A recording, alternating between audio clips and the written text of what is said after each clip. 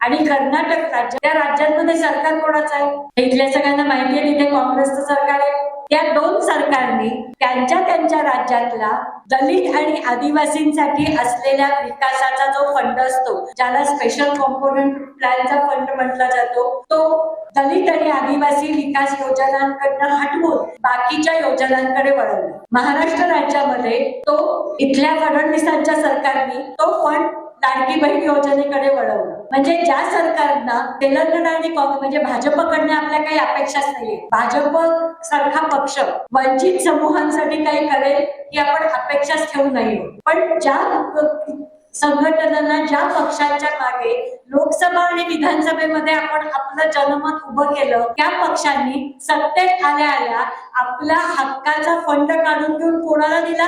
लाडकी बहीण योजनेला महाराष्ट्रात दिला। ग्रामीण भागामध्ये तो शेती योजनांकडे वळवला, बाकीच्या विकास कामांकडे वळवला, धरण कामांकडे वळवला।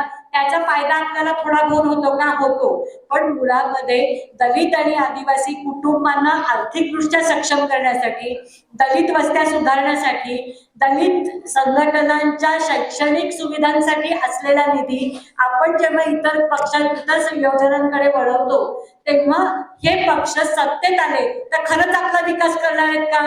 हो किंवा नाही? नाही करणार आहे।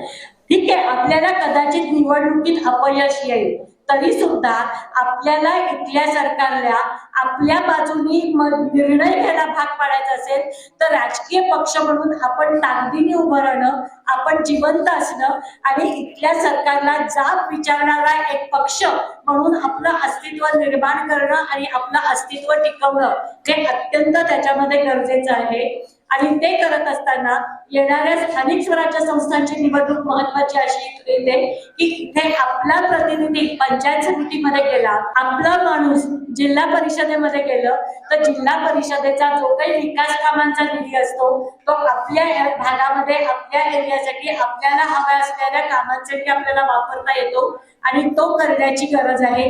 म्हणून येणाऱ्या स्थानिक स्वराज्य संस्थांची गरज आहे।